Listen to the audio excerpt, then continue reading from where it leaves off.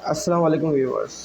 तो इस नई वीडियो में आप सबका वेलकम है। ये हमारा फोर्थ सेशन है। ठीक है। इससे पिछले जो है ना 3 सेशंस हम कंप्लीट कर चुके हैं और अपलोड भी कर चुके हैं। ठीक है।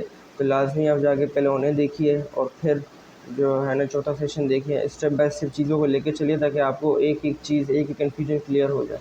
ठीक है। थोड़ा सा रिवीजन कर लेते हैं क्योंकि आज का जो जो टॉपिक है हमारा आज का प्राइसिंग टर्म्स वो इतना लेंदी नहीं है। तो इसलिए पहले हम पीछे की चीज़ों को थोड़ा रिवाइज कर लेते हैं। ठीक है। सबसे पहले जो है हमने इंट्रोडक्शन टू ऑटोमोबाइल इंडस्ट्री, फिर इंट्रोडक्शन टू बी फॉरवर्ड, फिर introduction to stock and auction. ठीक है, ये कंप्लीट किए हमने। इसके बाद हम आए हाउ टू बाई का प्रोसेस पे।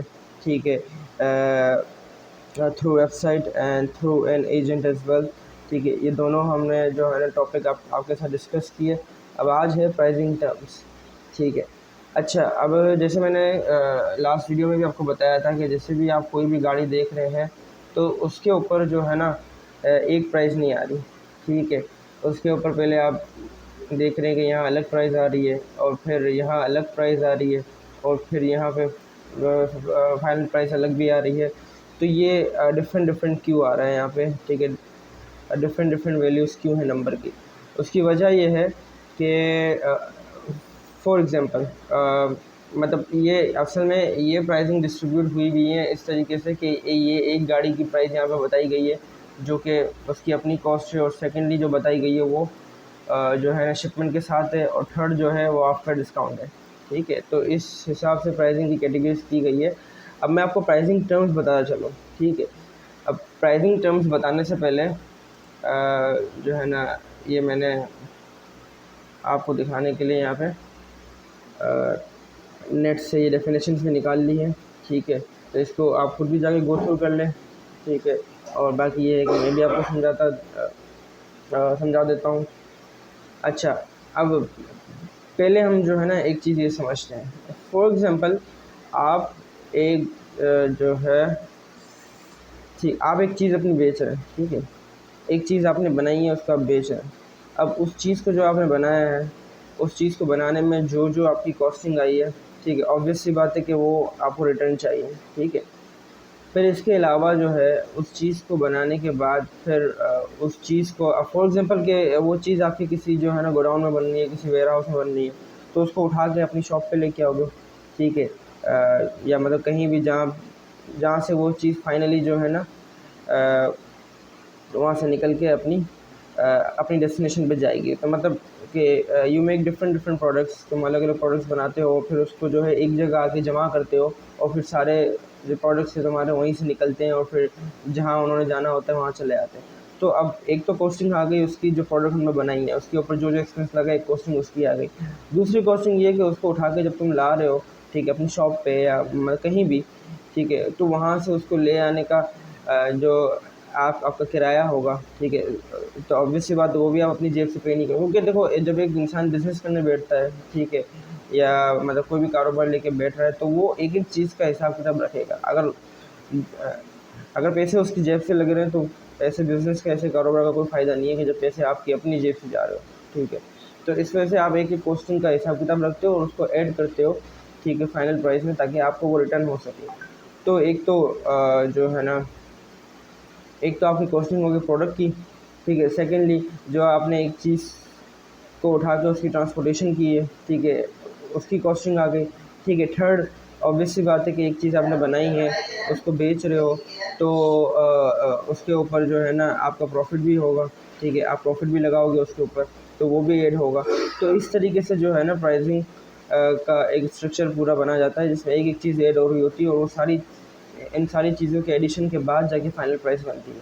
ठीक है। तो इसी तरह ये स्टॉक में जो हमारी गाड़ियाँ खड़ी हुई है उनका हिसाब किताब भी कुछ ऐसा ही है। ठीक है। ऐसा नहीं है कि अपने हिसाब से कोई प्राइस जो है ना एक गाड़ी की बना दी गई फिर उसको बेचने के लिए रख दी, नहीं, एक पूरा स्ट्रक्चर बना हुआ है, उस स्ट्रक्चर की बेस पे उसकी जो है प्राइस आ रही है, और उसी हिसाब से उसका लिमिटेड डिस्काउंट होता है। अब देखें, अब 3 किस्म की प्राइसिंग टर्म्स आपको जो है ना इस फील्ड में मिलेंगी, 3 किस्म की। ठीक है। FOB, फ्री ऑन बोर्ड, या फ्रेट ऑन बोर्ड। ठीक है। ये आप देख सकते हैं यहाँ पे FOB। ठीक है। और सेकेंडली है हमारी CIF cost insurance and freight, और थर्ड है हमारी CNF कोस्ट एंड फ्रेट। ठीक है, तो ये 3 जो है प्राइसिंग टर्म्स हैं हमारे पास। अब एक एक को मैं जो है आपको एक्सप्लेन करता चला हूँ। ठीक है, ये जो वर्बल डेफिनेशन यहाँ पे ऐसी लिखी हुई है ये आप खुद रीड कर लें। ठीक है, मैं आपको अपनी ज़बान में समझा देता हूँ। अब एक गाड़ी है, ठीक है, एक गाड़ी जापान में मतलब कहीं से भी है। फॉर एग्जांपल जैसे मैंने आपको बताया कंपनी अपनी गाड़ियाँ ऑक्शन वगैरह से उठा रही होती है, या ठीक है जो भी है। तो अब जैसे फॉर एग्जांपल B4 की बात करते चले, तो यहाँ वहाँ की बातें छुट्टे डायरेक्ट B4 पे आते हैं। B4 जो है अपने स्टॉक के लिए गाड़ी उठाता है ऑक्शन से। ठीक है, तो अब फॉर एग्जांपल एक गाड़ी B4 ऑक्शन से उठाता है। ठीक है, ऑक्शन में उस गाड़ी का एस्टिमेशन लेके, उसका अंदाज़ा लेके B4 ने जो है उस गाड़ी के ऊपर बिड किया। ठीक है, उस गाड़ी की बोली लगाई और बाय लक वो एक गाड़ी उठा लेता है। ठीक है, फॉर एग्जांपल $2000 की गाड़ी ऑक्शन से उठा ली।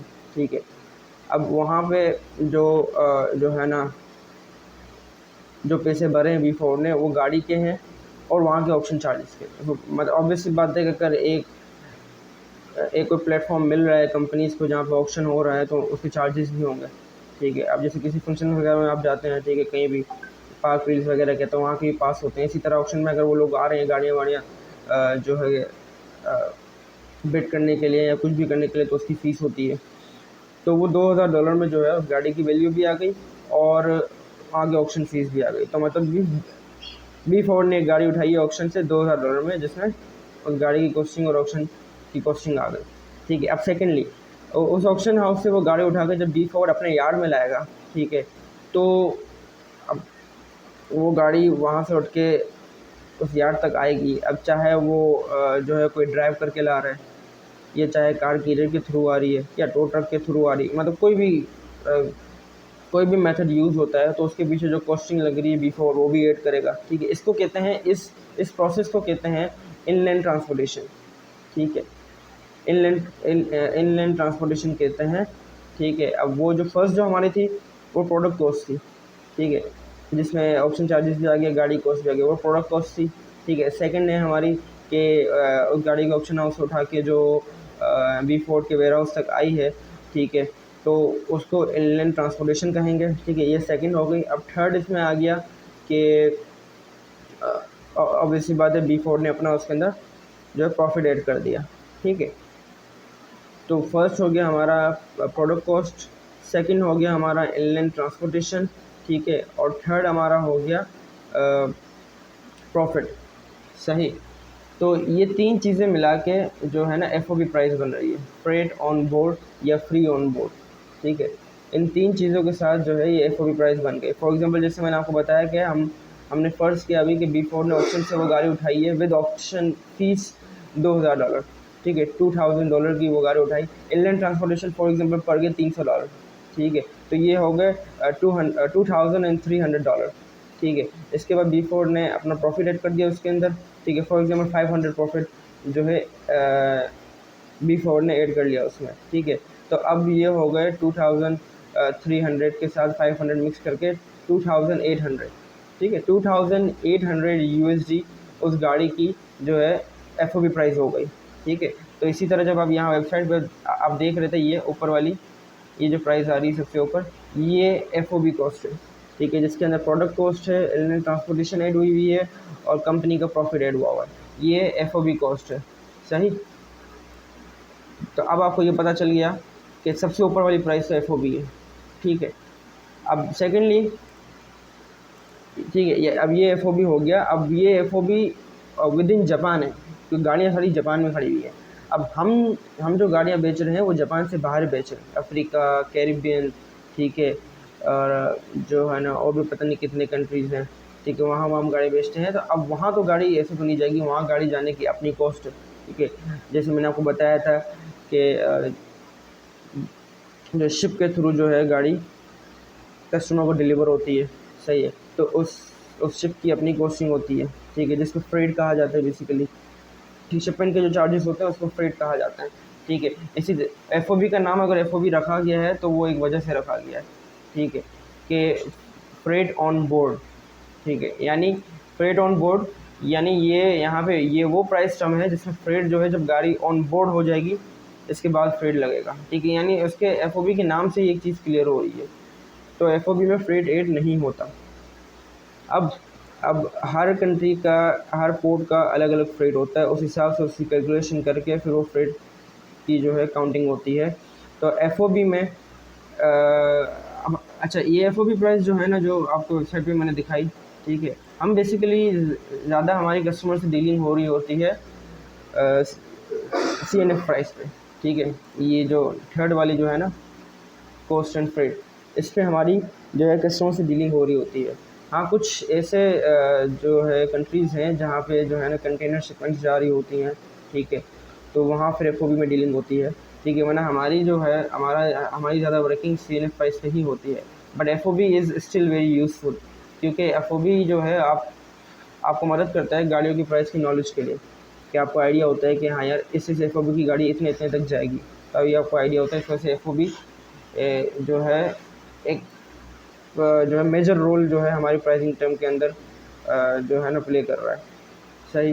तो खैर एफओबी यहाँ पे हमने समझ लिया। अब उसके बाद हम आते हैं CNF पे, कॉस्ट एंड फ्रेट। अब उसी एफओबी प्राइस में, ठीक है, एफओबी हमारा क्या था, प्रोडक्ट कॉस्ट, इनलैंड ट्रांसपोर्टेशन और जो है कंपनी प्रॉफिट। अब उसी ये तीन चीज़ें मिला के एफओबी बना। अब उसी एफओबी में जब हम फ्रेट ऐड कर देंगे तो सिंपल वो CNF बन जाएगा, सिंपल, ठीक है। कोई मैं जो है ना CNF को लंबा चौड़ा नहीं खींच के जा रहा, मैं सिंपली आपको बता रहा हूँ कि एफओबी में आप फ्रेट ऐड कर लो, फ्रेट यानी शिपमेंट कॉस्ट, ठीक। अच्छा, ये सारी चीज़ें आप नोट करते जाएं, अगर आपको जहन में नहीं रहती है तो फिर फ्रेट क्या है और जो है ना एफओबी की फुल फॉर्म क्या है, ये सारी चीज़ें आप नोट करते जाएं ताकि आपको बेहतर आइडिया होता रहे। तो एफओबी में बस हम फ्रेट ऐड कर देंगे, फ्रेट यानी शिपमेंट की कॉस्ट ऐड कर देंगे, वो CNF प्राइस बन जाएगी, simple simple, no other discussion. इसके ऊपर हम कोई और डिस्कशन नहीं करेंगे, सिंपल मैंने आपके लिए बिल्कुल कर दिया कि एफओबी में आप फ्रेट ऐड कर दो, वो CNF बन गया, CNF में से आप फ्रेट निकाल दो, वो एफओबी बन गया, ठीक है। I hope it's very easy. इसके बाद हम आते हैं CIF पर, ठीक है। अब एफओबी हमने समझ लिया, फिर हमने CNF समझ लिया, एफओबी में फ्रेट ऐड करके हमने उसको CNF बना दिया, ठीक है। अब उसी CNF में जो है आप इंश्योरेंस ऐड कर दो, ठीक है। इंश्योरेंस होता है, मरीन इंश्योरेंस बेसिकली होता है कि कभी कभार कोई हादसा अल्लाह ना करे हो जाए तो फिर वो उस वजह से इंश्योरेंस वगैरह लेते हैं, ठीक है। तो उसी CNF में आप इंश्योरेंस, जिस तरह हमने एफओबी में फ्रेट ऐड करके उसको CNF बना दिया, उसी तरह CNF में आप इंश्योरेंस ऐड करके उसको CIF बना दें। ये भी बहुत सिंपल है, इसको भी लंबा चौड़ा नहीं खींचना, ठीक है। एफओबी, CNF, CIF में से आप इंश्योरेंस निकाल दो, वो CNF बन जाएगा, और CNF में से आप फ्रेट निकाल दो, वो एफओबी बन जाएगा, ठीक है। बस इतना इजी था ये प्राइसिंग टर्म्स थी। अब जैसे मैंने आपको बताया कि ये पहले यहाँ पे जो आ रही है वो आपकी आ रही है एफओबी प्राइस, ठीक है। सेकंड जो यहाँ पे आ रही है वो ये है CNF प्राइस, ठीक है। और ये जो आप देख रहे हैं ना, वो बेसिकली डिस्काउंटेड प्राइस है, ठीक है। ऑब्वियस सी बात है, कोई कस्टमर आपसे कोई चीज़ खरीदने आ रहे हैं तो वो आपसे ये उम्मीद रख के आता है कि हाँ भाई अगर मैंने ये प्राइस देखी है कुछ ना कुछ डिस्काउंट तो मुझे मिल ही जाएगा। तो ये बेसिकली डिस्काउंटेड प्राइस है, ठीक है। वो सिस्टमेटिक डिस्काउंट होता है, वो आपको याद रखने की ज़रूरत नहीं, कोई आपको बताएगा नहीं, मतलब वो सिस्टमेटिक डिस्काउंट है, ठीक है। आप बस जो है ना, जब आप चेक, जैसे मैंने आपको पहले बताया था कि हमारा एक सिस्टम है जहाँ से हम प्राइसिंग वगैरह चेक करते हैं और गाड़ियाँ रिजर्व करते हैं, तो उसी पे जब आप ये इस गाड़ी की एक स्पेसिफिक स्टॉक आईडी डालते हैं, ठीक है, तो वहाँ पे उसका डिस्काउंट आ जाता है, और बस वही लिमिटेड डिस्काउंट आप डाल सकते हैं, अपनी मर्ज़ी का डिस्काउंट नहीं होता। ना ही ऐसा कोई सीन है कि आप जो है ना रिक्वेस्ट करके डिस्काउंट बढ़ा दें, नहीं, सबके लिए डिस्काउंट सेम है, सही। तो ये डिस्काउंटेड प्राइस है, ठीक है। तो इसको रहने देते हैं, बस ये चीज़ समझते हैं कि एफओबी और CNF प्राइस। अच्छा, अब ज़रा नीचे आ जाते हैं, ये आप देख रहे हैं। अब इसमें इंस्पेक्शन ऐड हुआ, मतलब इंस्पेक्शन से कोई फ़र्क नहीं पड़ता ना, वो इंस्पेक्शन आप डालो या उसको निकाल दो, लेकिन कोई फ़र्क नहीं पड़ता, वो प्राइस की टर्म चेंज नहीं होती, ठीक है, वो वैसी की वैसी रहेगी, देख लें आप ये, ठीक है। इंस्पेक्शन मैंने हटा दिया, ये तब भी CNF है, इस पर इंस्पेक्शन मैंने ऐड कर दिया, ये तब भी CNF है। इंस्पेक्शन जो है ना कोई प्राइसिंग टर्म में कोई किरदार अदा नहीं कर रहा है, inspection is a different thing, ठीक है। तो खैर फॉर एग्जांपल मतलब शिपमेंट वाला कंट्री है या नहीं है, खैर उसको छोड़ो। ये एक चीज़ ये भी है कि अगर आपने B4 की वेबसाइट को अगर गो थ्रू किया हो तो आपने ये चीज़ शायद देखी हो कि ये BF वारंटी, ठीक है, B4 अपनी एक BF वारंटी भी कस्टमर को देता है कि फॉर एग्जांपल गाड़ी में कोई इशू आ जाए, इसकी भी कुछ कंडीशंस हैं, ठीक है। तो बेहतर है आप किसी भी कस्टमर को अगर ऑफ़र करते हैं या कस्टमर खुद से वो वारंटी ले रहा है तो आप कस्टमर को क्लियर कर दें कि भाई आप पहले उसकी टर्म्स एंड कंडीशंस पढ़ लो। तो खैर इसको भी हम फ़िलहाल स्किप करते हैं। तो अब जैसे ये आ रही है सीन एफ प्राइस हमने ऊपर देख ली, ये आ रही है सीन एफ प्राइस, ठीक है। अब इसमें मैंने इंश्योरेंस ऐड कर दिया, आप देख लीजिए क्या हो गया, ये प्राइस टर्म यहाँ पे चेंज हो गई है इंश्योरेंस ऐड करने से, CNF से CIF हो गई। अब मैं इसमें से दोबारा जो है ये मरीन इंश्योरेंस का चेक हटा रहा हूँ, ये दोबारा CNF हो गया, ठीक है। मतलब जैसा मैंने आपको बताया बिल्कुल वैसा ही है। इंश्योरेंस ऐड करने पे वो CNF से प्राइसिंग टर्म चेंज होकर CIF बन रही है, और इंश्योरेंस रिमूव करने पे CIF से प्राइसिंग टर्म चेंज होकर CNF बन रही है, ठीक है। तो बस ये थी आपकी प्राइसिंग टर्म्स, सही। तो ये आज का टॉपिक हमारा जो है बस इतना ही था प्राइसिंग टर्म्स के हवाले से, ताकि आपको आइडिया हो सके कि किस किस प्राइस टर्म्स पे जो है हमारा काम होता है, ठीक है। अच्छा, अभी विद इन इस टॉपिक की डिस्कशन में मैंने एक चीज़ जो है मेरे जहन में आई, जो मैंने आपको हल्का बहुत बताया, तो सोचता हूँ कि उसको भी क्लियर करता चलूँ। शिपमेंट टाइप्स में आपको बता रहा था कि जैसे जो है ना कि FOB में कहीं की डीलिंग होती है जहाँ कंटेनर शिपमेंट होती है। तो अब ये कंटेनर शिपमेंट क्या है, और वैसे जो है नॉर्मल शिपमेंट वो क्या है, उसे क्या कहते हैं, ठीक है। नॉर्मल शिपमेंट जो है ना वो रो शिपमेंट होती है, रो RO। एक सेकंड में आपको दिखा देता हूँ।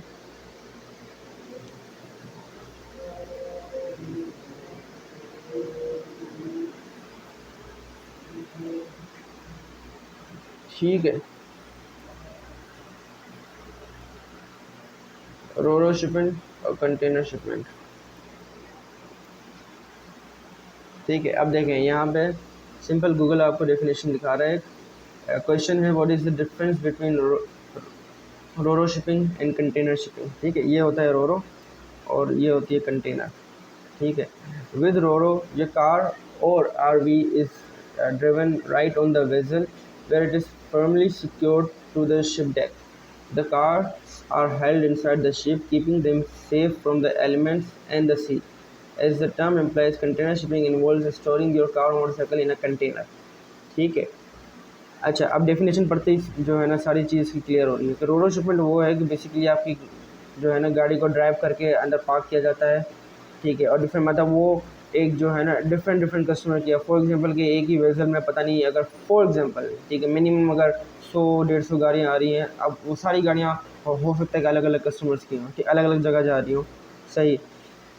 अब इसी तरह कंटेनर की अगर बात करते हैं तो कंटेनर शिपमेंट में ये होता है कि पूरे कंटेनर जो है ना वो बुक किए जाते हैं, ठीक है। और उसके अंदर जितनी भी गाड़ियाँ होती है वो सारी एक ही कस्टमर से रिलेटेड होती हैं, ठीक है। अब फॉर एग्जांपल अगर मैं किसी मार्केट का नाम ले लूँ, जैसे फिजी है, ठीक है, और अपना सूरीनाम है, ठीक है, और कैरिब की बात करते हैं गयाना है।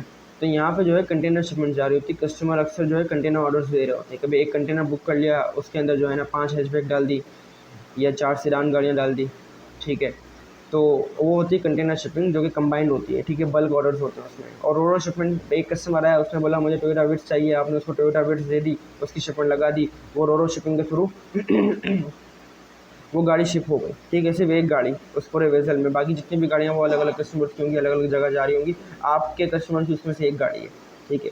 तो ये होती है रोरो शिपमेंट। और कंटेनर शिपमेंट एक बाकायदा पूरा कंटेनर जा रहा होता है, जो है 20 फीट का, 40 फीट का, और वो पूरा कंटेनर एक जो है ना कस्टमर का होता है, ठीक है। उसके अंदर जितनी भी 4-5 गाड़ियाँ जितनी भी है वो सारी उस कस्टमर की होती हैं। तो ये होती है कंटेनर शिपमेंट, ठीक है। तो FOB डीलिंग जो है बेसिकली वो कंटेनर शिपमेंट में हो रही होती है और रोरो शिपमेंट में जो है वो CNF की डीलिंग हो रही होती है। CNF प्राइस का ज़्यादा काम होता है, जबकि कंटेनर शिपमेंट में CNF प्राइस का काम नहीं होता, वहाँ FOB पे जो है डीलिंग हो रही होती है, ठीक है।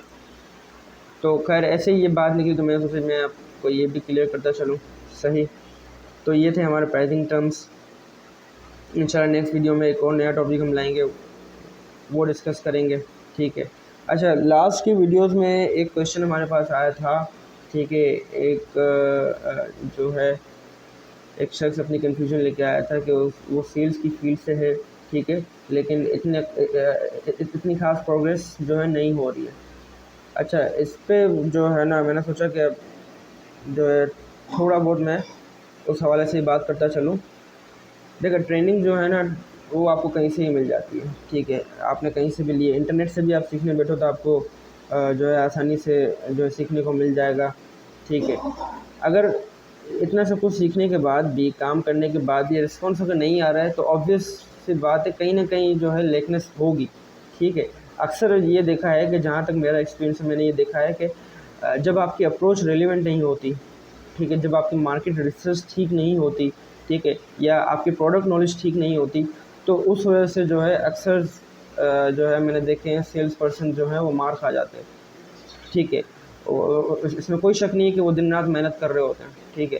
लेकिन एक होता है हार्ड वर्क और एक होता है स्मार्ट वर्क, ठीक है। हार्ड वर्क ये है कि बस जो आपके सामने आ रहा है उसके ऊपर मेहनत किए जा रहे हो। स्मार्ट वर्क ये है कि आप जो है ना बिल्कुल चीज़ों को टारगेटेड रखो, ठीक है। आप बिल्कुल फ़ोकस्ड रहो कि भाई ये मेरी रेलेवेंस है, मैं इसी के ऊपर काम करूँगा और इसी से मुझे जो है रिज़ल्ट आएगा।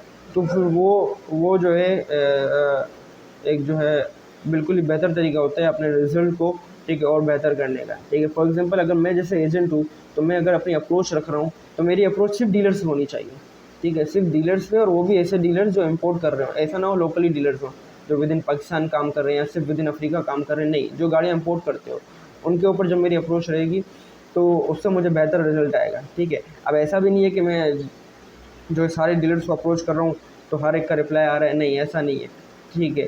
अगर डीलर्स को आप अप्रोच कर रहे हो तो फिर ये भी आप जो है ज़रूरी है कि उनको अप्रोच कर रहे हो तो आप एक अच्छी ऑफ़र के साथ अप्रोच करो। आप उनको जो है ना आपकी स्टॉक हंटिंग इतनी अच्छी होनी चाहिए, आप स्टॉक में से इतनी अच्छी-अच्छी गाड़ियाँ निकालो कि आप आप किसी भी अच्छे डीलर को भेजो तो वो देखते ही जो है उसका दिल आ जाए कि हाँ यार, ये एजेंट जो है अच्छी-अच्छी डीलें मुझे बेचता है। अगर आप उसको जो अच्छी-अच्छी डीलें नहीं दिखाते रहोगे तो मार्केट में एजेंट्स तो बहुत बड़े पड़े हैं, ठीक है। पता नहीं कितनी कंपनियाँ हैं और कितने एजेंट एक-एक कंपनी में काम करने वाले हैं, और हर कोई पता नहीं कितने-कितने कस्टमर्स को अप्रोच कर रहा है।